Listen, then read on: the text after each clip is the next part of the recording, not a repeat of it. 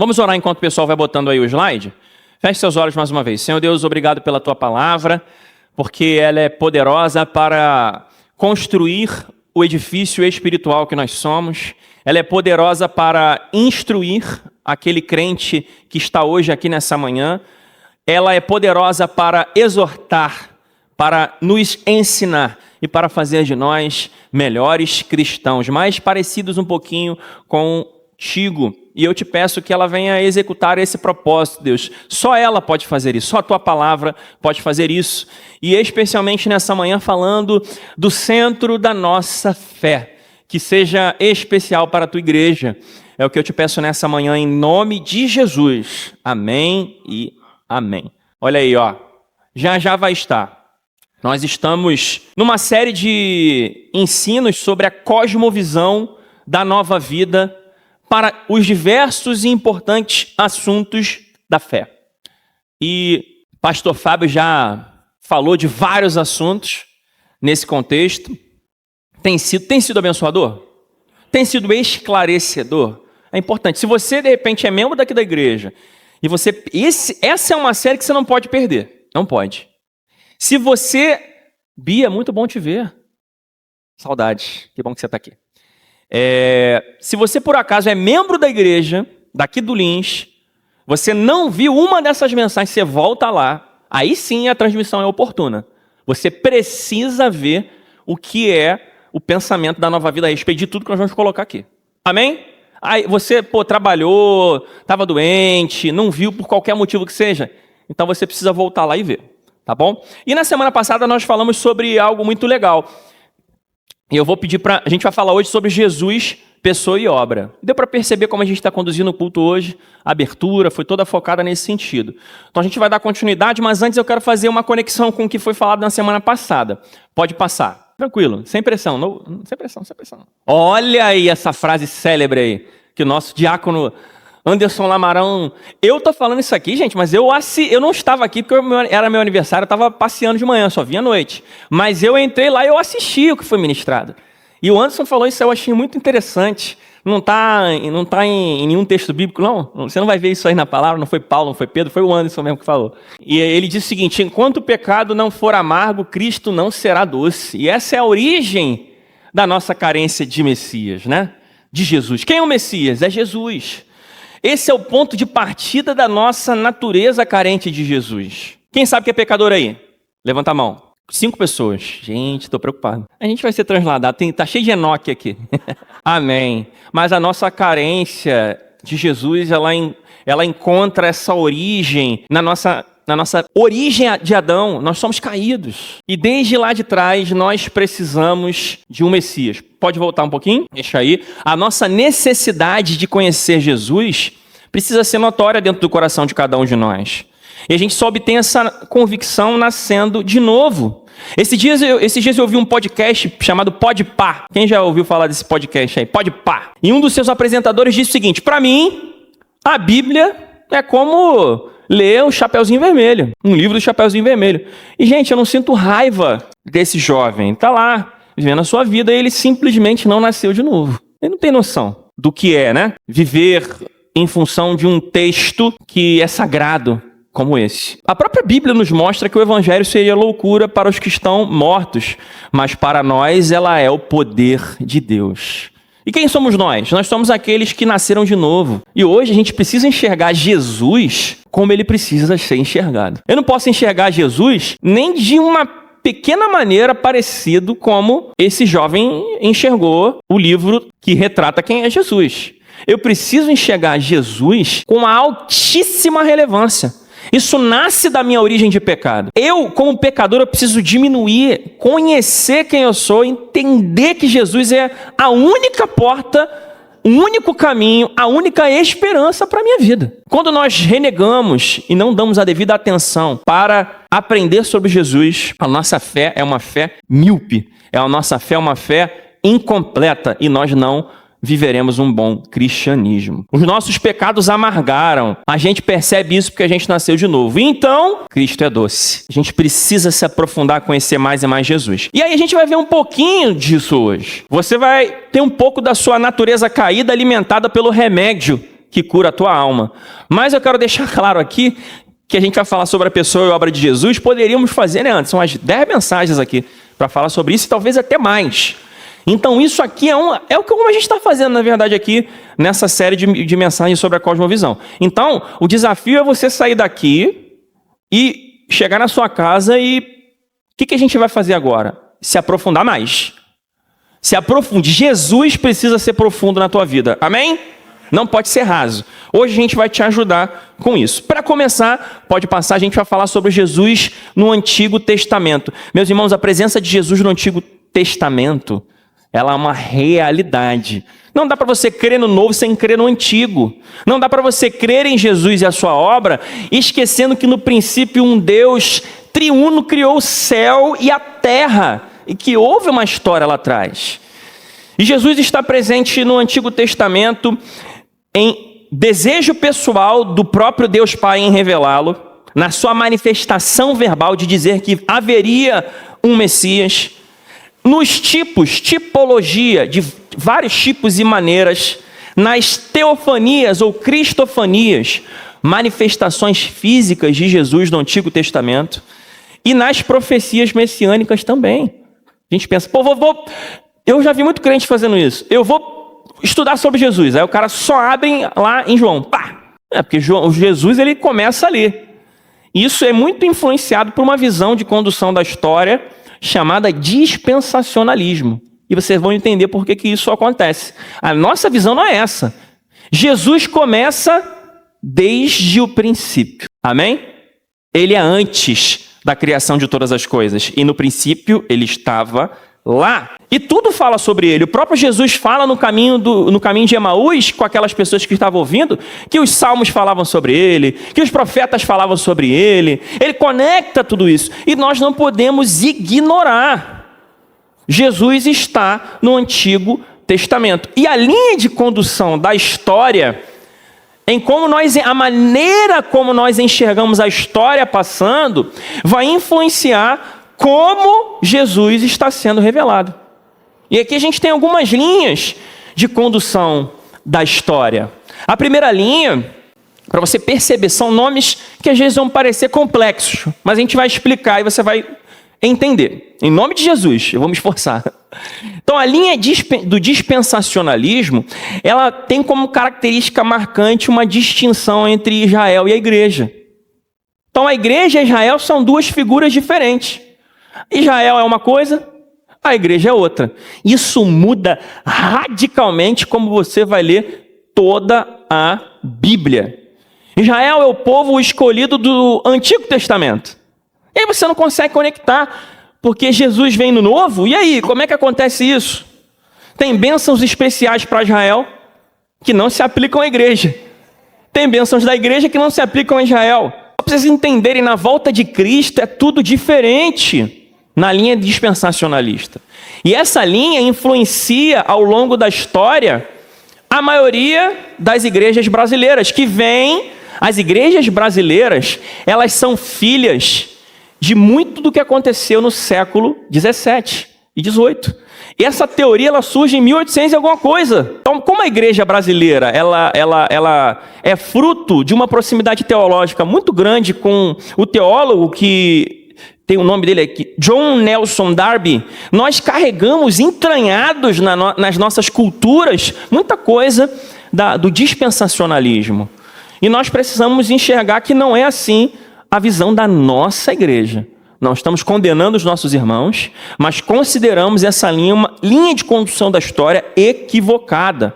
Por exemplo, no final de tudo, a linha dispensacionalista de condução da história diz que o Estado de Israel será literalmente restaurado e Cristo literalmente vai reinar lá em Israel. Um Estado de forma distinta à igreja segue outro caminho totalmente separado. É uma realidade intermediária. A igreja é um ponto fora dessa curva, surgindo apenas no Novo Testamento e está apartada dessa restauração que Jesus voltará para fazer como um rei. Isso mistura tudo. Porque a igreja, nós vamos ver que ela não é uma realidade apartada de Israel. Ela continua os planos e propósitos de Deus estão conectadas. O nosso bispo Walter diz que são duas prateleiras no dispensacionalismo. A igreja e Israel separadas. Parece que está organizadinho, mas isso mistura tudo.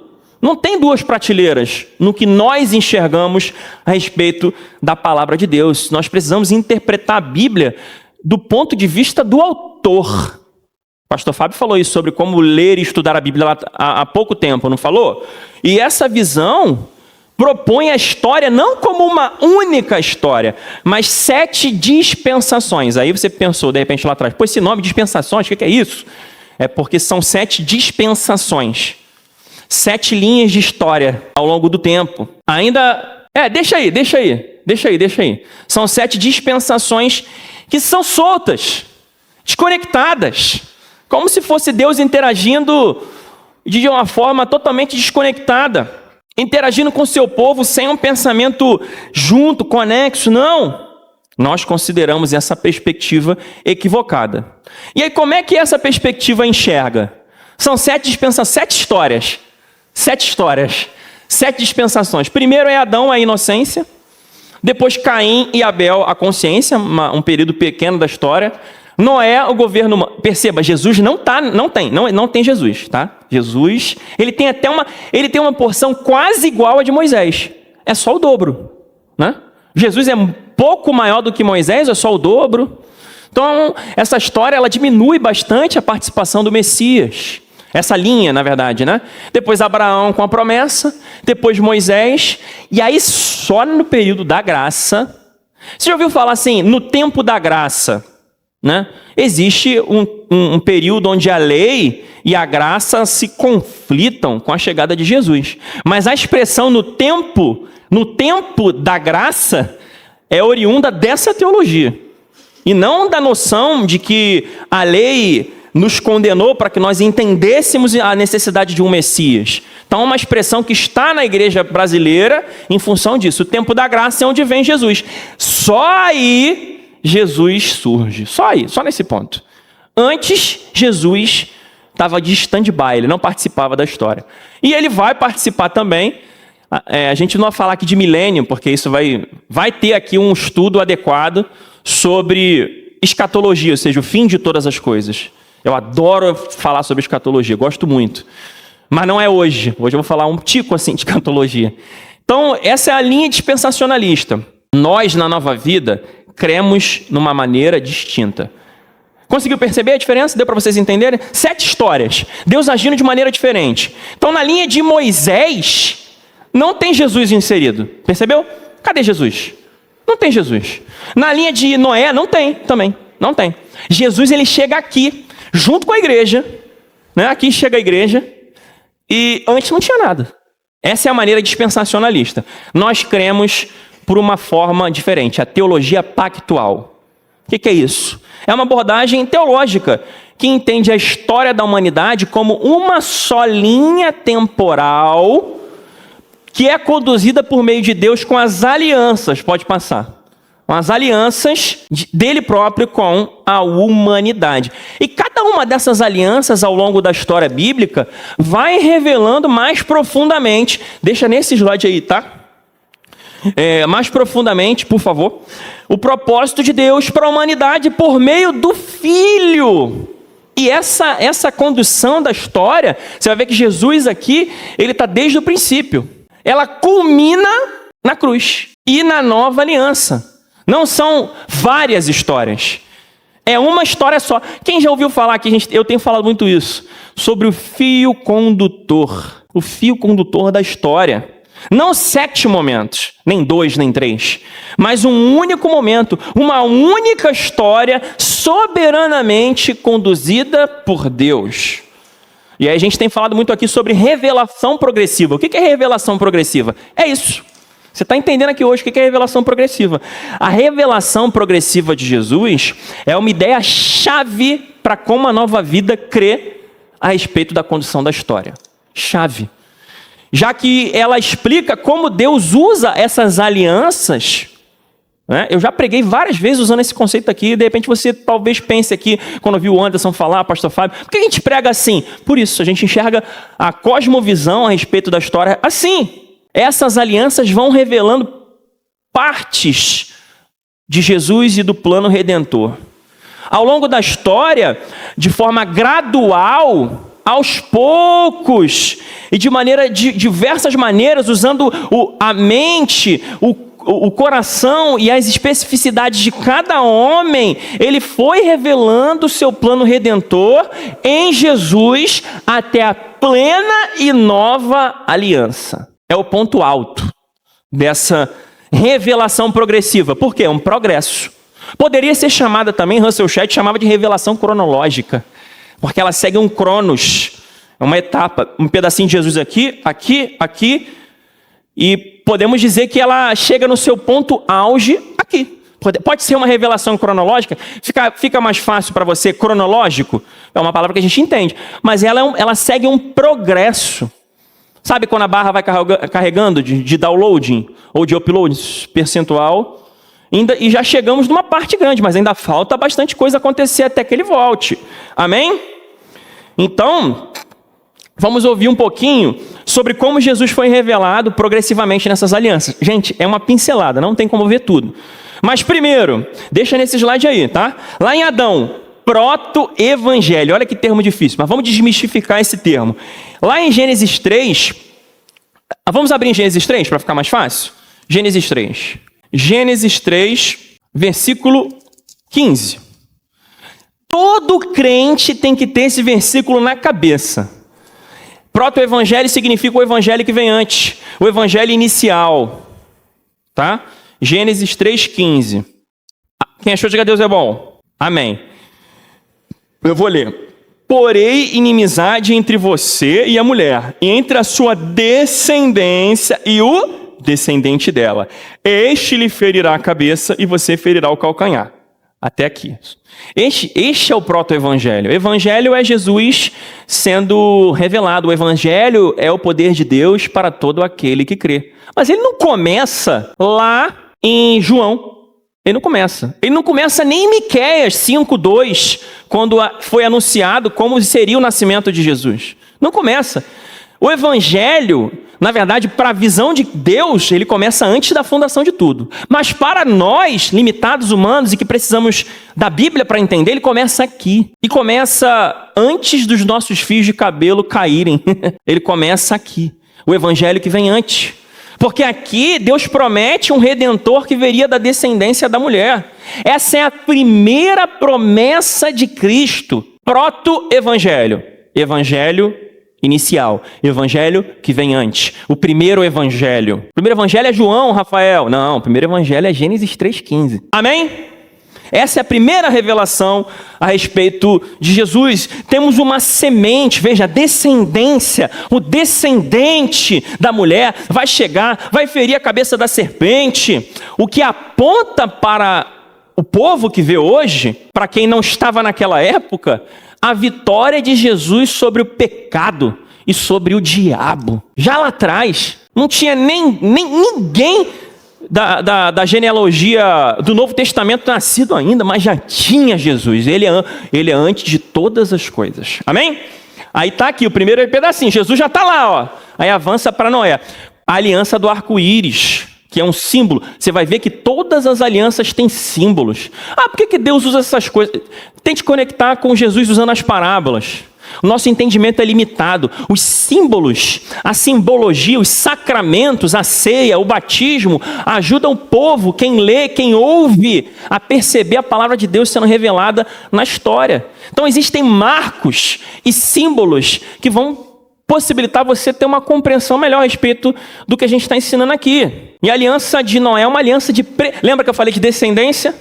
A aliança de Noé é uma preservação da descendência, porque o pecado foi amargo para aquele povo. E Deus decide limpar a terra.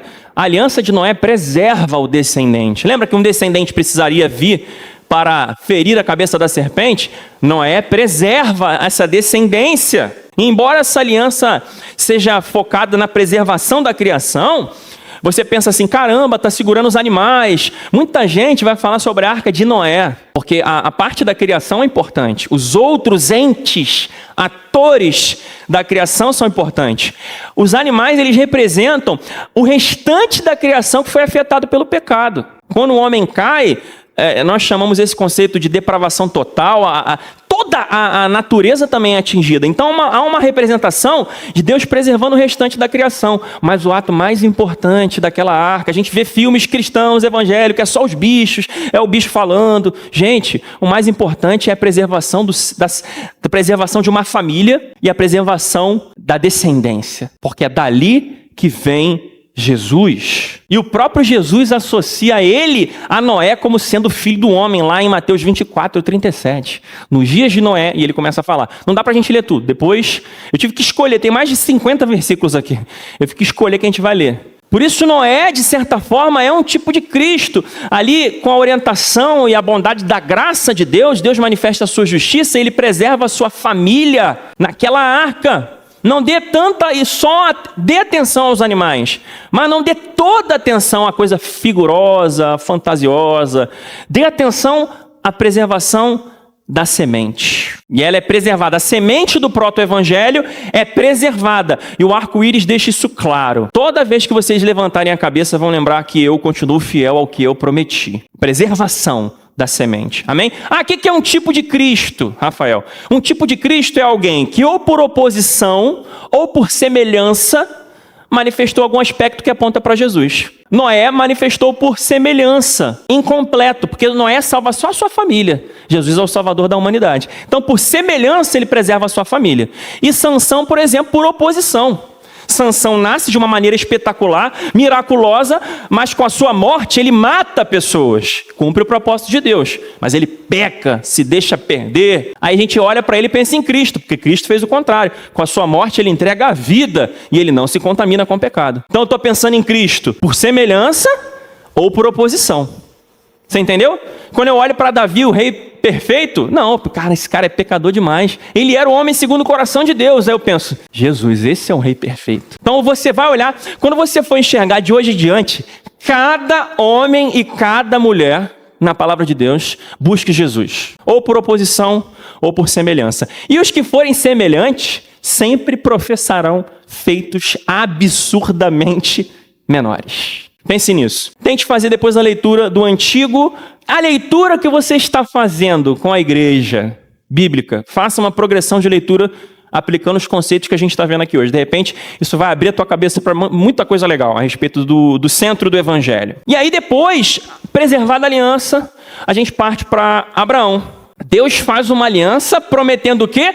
Que a sua descendência abençoaria todas as nações. E dele viriam muitas nações. Descendência está sendo preservada.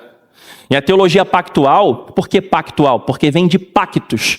Pacto com Adão e Eva, pacto com Noé, pacto com Abraão e assim sucessivamente. Simplificando os termos, tá, gente? Teologia pactual, pactos. Vou fazer um pacto com o Anderson. Anderson, eu e você, a gente vai orar todo dia, 10 horas da manhã, pela irmã Ângela. Fizemos um pacto aqui. E a gente vai ficar ali orando. Isso é um pacto. Simplificando. Teologia de pactual. Deus e os seus pactos com os homens, visando revelar a Jesus ao longo da história. Entendeu o que é teologia pactual? Você saiu daqui, você já fala para a primeira pessoa que está ali na rua. Sem mito, sem dificuldade. E a teologia pactual vê essa promessa, uma aliança de promessa, sendo em Abraão cumprida no descendente lá na frente de Abraão. Mateus 1. Não sei se eu estou bebendo água da Liliane, a minha aqui, mas eu estou aqui pela graça. Vamos embora. Tempo da graça. Mas não dispensacionalista não, gente. Graça de Jesus. Eu vou ter que correr que já são 11h20, mas se eu passar um pouquinho até umas 11h40, vocês me perdoam hoje, né? É Jesus. Então, Mateus 1:1. Livro da genealogia de Jesus Cristo. Filho de Davi, filho de Abraão. Descendência sendo preservada. Jesus é o descendente que atua como salvador. Ele, na verdade, não é Abraão. Abraão é o pai genético e pai da fé que nós herdamos. Mas o Salvador que faria as nações serem verdadeiramente abençoadas, é Jesus, é Ele. Jesus é o garantidor da bênção de Abraão. Porque se fosse depender, pense comigo aqui, se a bênção de Abraão, em ti serão benditas todas as nações, fosse depender dele, como é que ele faria? Porque esse cara um dia fechou seus olhos e morreu. Quem garante a aliança, a bênção de Abraão é Jesus, porque ele morreu e ressuscitou e até hoje ele está à direita de Deus intercedendo pelos seus. Ele garante, beleza? E vale muito destacar que essas bênçãos, na visão dispensacionalista, as bênçãos de Abraão recaem sobre a igreja o Estado judeu que será restaurada por Jesus. São restritas a ele. A igreja tem outras bênçãos. E não essas. Uma visão equivocada. Você entende por que essa visão equivocada? Nós somos filhos de Abraão pela fé. Beleza?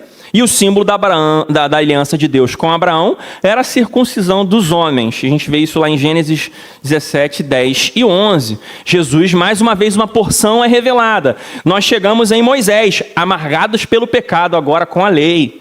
A lei de Moisés, ela dá as leis, os preceitos do povo de Israel e prepara o terreno para a vinda do Messias. Gente, leia Deuteronômio. Levítico, então, você vai ver muito Jesus ali. Às vezes tem gente que fica com preguiça de ler o Pentateuco. Jesus está pra caramba nesse lugar. Leia Levítico. A gente fez isso um pouquinho, contextualizou Levíticos.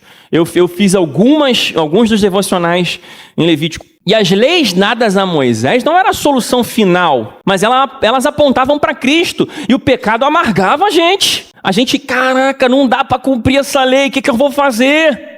Não adianta, eu estou ferrado, eu não consigo cumprir essa lei. E aí Jesus em Mateus 5,17 vem a dizer o seguinte, Mateus 5,17 diz o seguinte: não pensem que vim para revogar a lei, ou os profetas, não vim para revogar, mas para cumprir. Aí a lei vem e amarga a gente, porque ela lembra para a gente que nós não conseguiremos ter conexão com Deus por meio das nossas obras.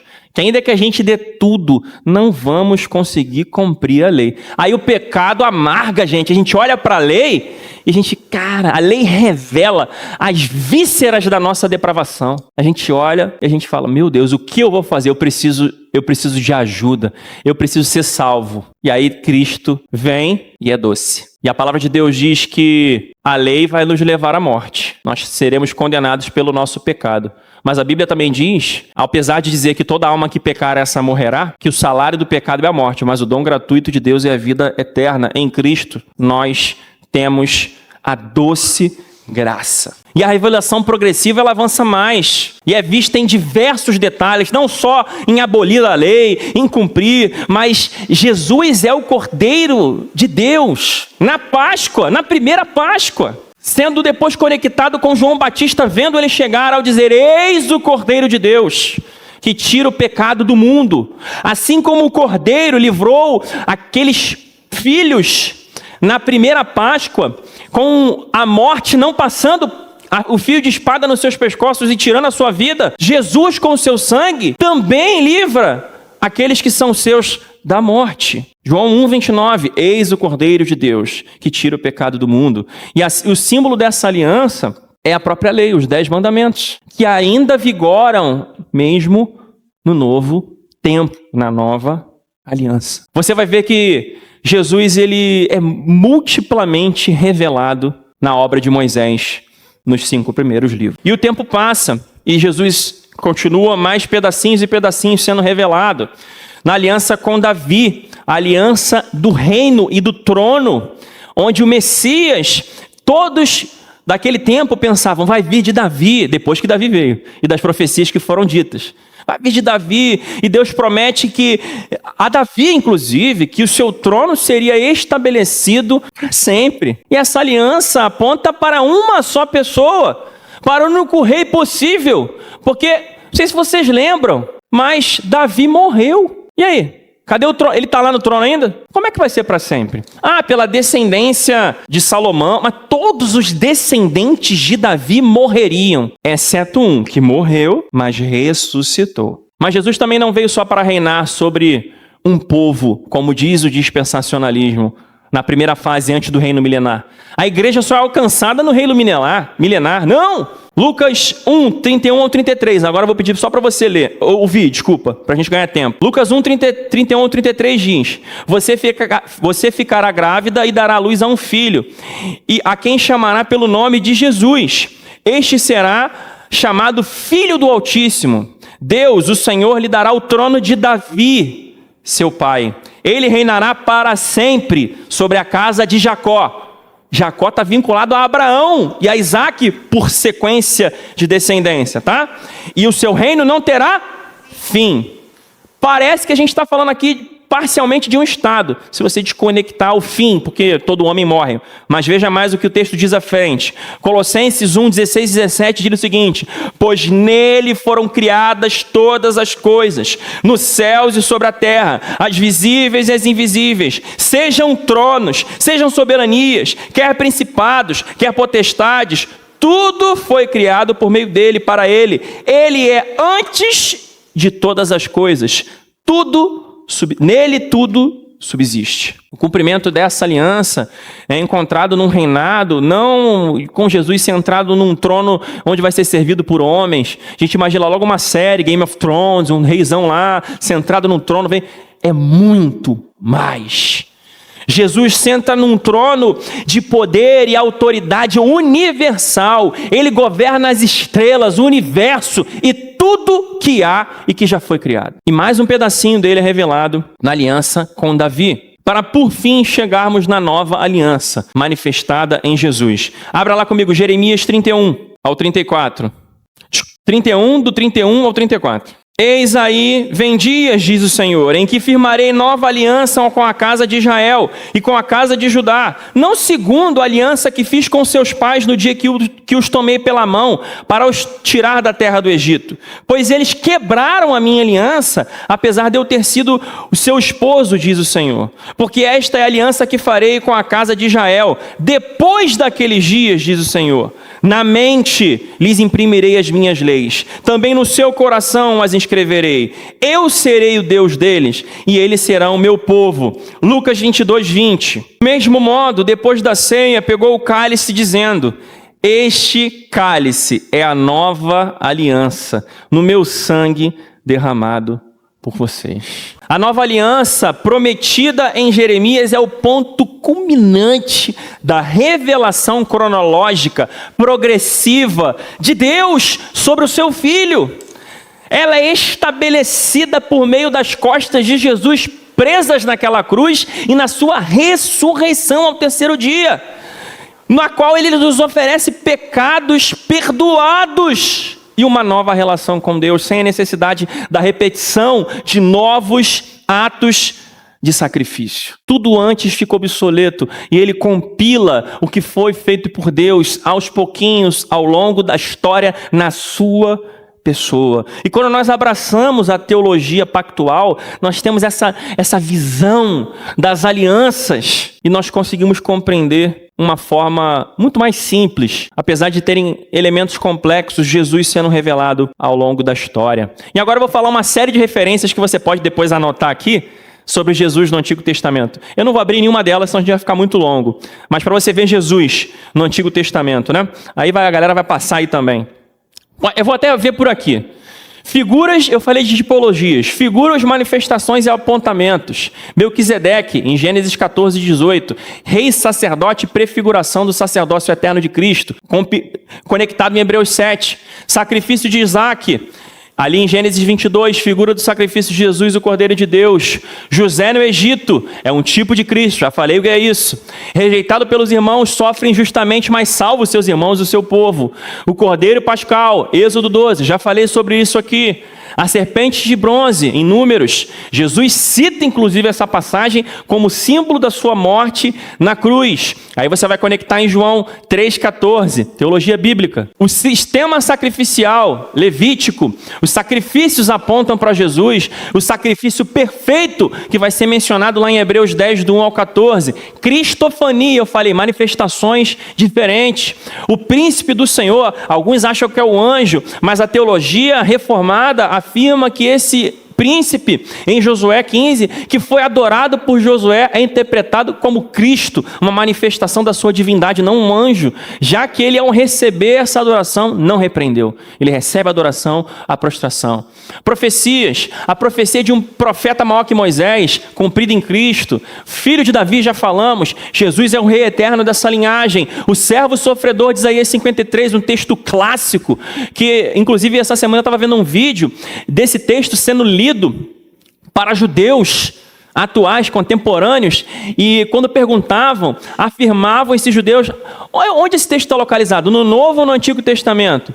Ah, não, isso aí é coisa dos cristãos, isso aí está no Novo Testamento. De tão bela que, ao mesmo tempo, triste ao ver o sofrimento de Jesus, de quão perfeita essa descrição. Os judeus pensavam que não conheciam tanto o antigo, pensavam que ela era do novo. Mas Isaías 53 acontece 900 e tantos anos antes de Jesus chegar. O Messias nasceria de uma virgem, Isaías 7,14, cumprido em Mateus 1,23. O reino do Messias, em Daniel 7,13 e 14.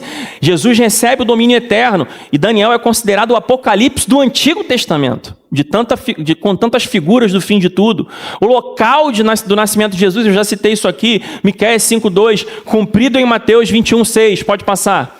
E aí o interbíblico, porque a Bíblia fala pra gente que o silêncio também comunica alguma coisa. Inclusive, Elias recebeu num sussurro suave a presença de Deus. E o silêncio precedia algo grandioso, que culmina também no último profeta, o precursor de Cristo.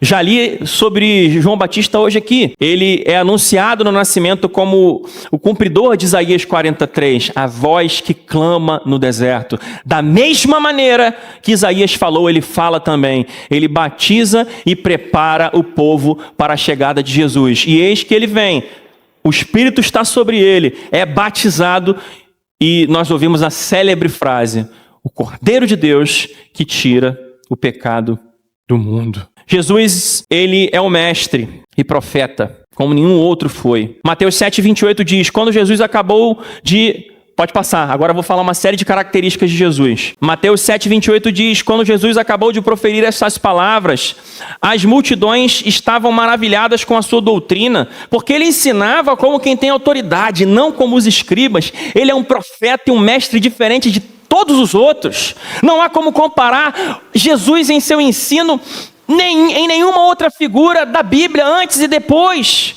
Seu método era único, utilizando parábolas, sermões, atos simbólicos. Ele conectou o antigo e o novo no caminho de Emaús de uma forma que o coração daqueles homens queimava. O texto diz que enquanto eles caminhavam, enquanto ele falava, o nosso coração não ardia em chamas. Ele ensinou sobre o reino de Deus, profetizou sobre ele mesmo. Ele profetizou e cumpriu em vida. Seu ensino não era meramente teórico, mas aplicado à sua própria vida, a palavra que se fez carne e se tornou o exemplo supremo e o gerador de vida para aquele que crê. Jesus é rei também, como foi falado, o rei prometido no Antigo Testamento, mas não um rei que governa uma nação, mas todas as coisas.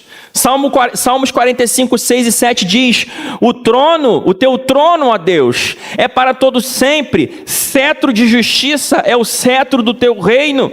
O Senhor, ó Rei, ama a justiça e odeia a iniquidade. Por isso Deus, o seu Deus, o ungiu com óleo de alegria, como nenhum dos seus companheiros.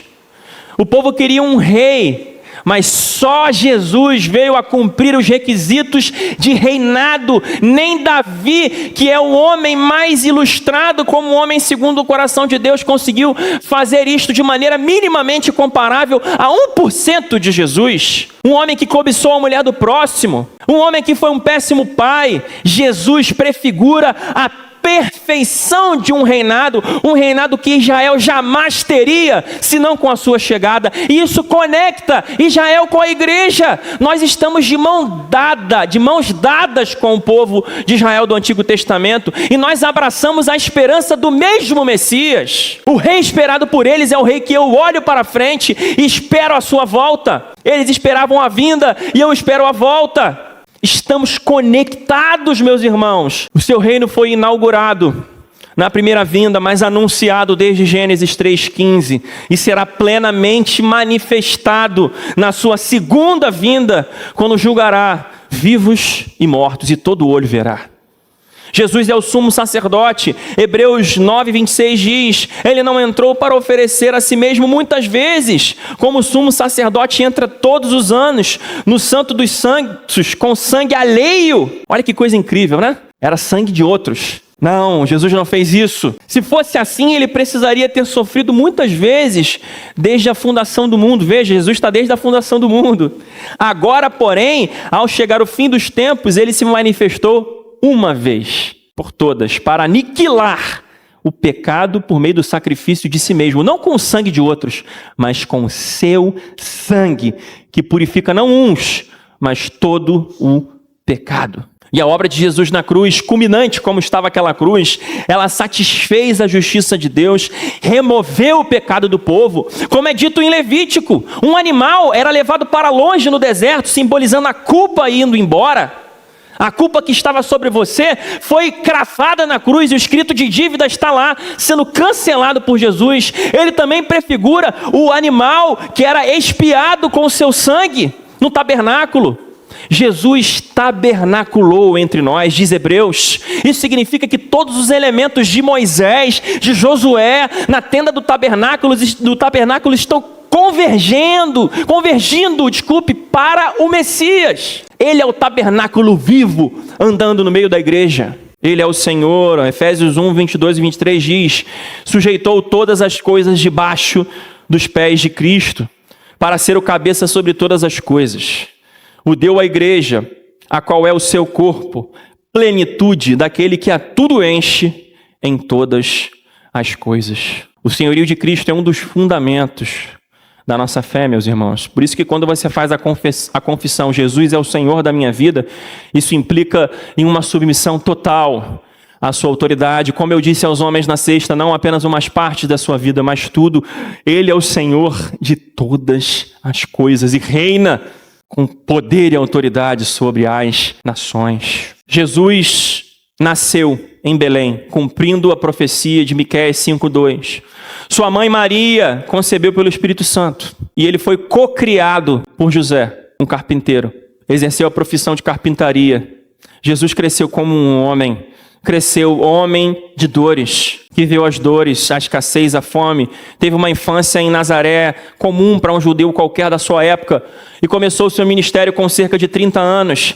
Viveu como um homem daqueles dias, comum, enfrentou fome, sede, cansaço e tristeza, como nós podemos ver em Mateus capítulo 4:2, João 4:6 e João 11:35. Mas Jesus é homem e é Deus. Ele é o infinito Deus homem. Colossenses 2:9 diz: porque nele habita corporalmente toda a plenitude da divindade. E os seus feitos ninguém mais poderia fazer. Ele é o homem que, enquanto havia uma tempestade, homens de carne como eles viram ele acalmá-la, ao ponto deles falarem: esse homem tem algo que nenhum outro homem tem. Só ele acalma as tempestades. E a divindade de Cristo é um pilar central da fé reformada. Se você não crê em Jesus como Deus, você não é um filho da fé protestante. Então creia que Ele é Deus Todo-Poderoso. Ele é descrito como o verbo que se fez carne em João 1:1. Ele é igual ao Pai em essência, conforme João 10:30. Ele aceita a adoração, como Mateus 14:33 e João 20:28. Ele perdoa pecados, algo que apenas Deus pode fazer, ao ponto dos fariseus de pensarem: quem é esse que até perdoa pecados? Porque para eles era loucura, não nasceram de novo, não podem ver. Mas eu sei que Ele vive e reina, me perdoou e me fez nascer de novo com a sua obra conciliadora na cruz do Calvário. Eu sei, e se você sabe isso, glória a Deus, você nasceu de novo. E por fim, Jesus nos dias atuais e no porvir. Cristo não é apenas uma figura histórica, mas Ele está vivo em sua igreja. Ele governa por meio do Espírito Santo, o Consolador, que é um com Ele e com o Pai, e continua edificando o seu povo. A sua intercessão pela vida da igreja é contínua. Hebreus 7, 24, 25 diz: Jesus, no entanto, porque continua para sempre, tem o seu sacerdote imutável, por isso também pode salvar totalmente os que por ele se aproximam de Deus, vivendo sempre para interceder por ele. Ele está hoje reinando à direita do Pai. A palavra de Deus diz que ele está à destra da majestade. E no porvir, nós precisamos falar de escatologia, ou seja, o fim de todas as coisas. E elas estão diretamente relacionadas a Jesus. Ele é o princípio e o Alfa e Ômega. Está isso lá escrito em Apocalipse capítulo 22. Mas nós ensinaremos sobre isso de uma forma mais abrangente em breve. Eu vou dar aqui uma pílula para você, mas guarde o seu coração. Vamos falar sobre a volta de Jesus profundamente.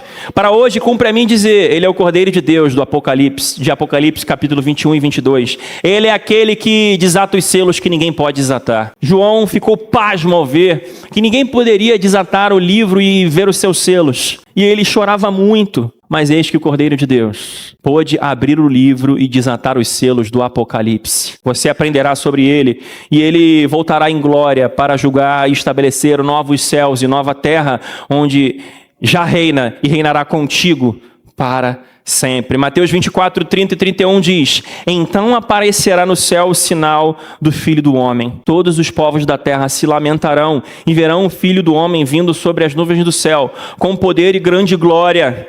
E ele enviará os seus anjos com um grande som de trombeta, os quais reunirão os seus escolhidos dos quatro ventos, de uma a outra extremidade dos céus. Eu concluo dizendo que a pessoa e a obra de Jesus são o centro da fé protestante. Se você é um filho da fé protestante, para você se afirmar a fé que você é protestante, você precisa viver em função desta obra. Eu preparei aqui um mini credo. Deixa aí também o fundozinho dos solos cristos da Reforma Protestante. Mas eu preparei um mini credo aqui para você falar junto comigo, para que você não esqueça. Diga comigo: Jesus é o Deus encarnado. Vamos lá, gente.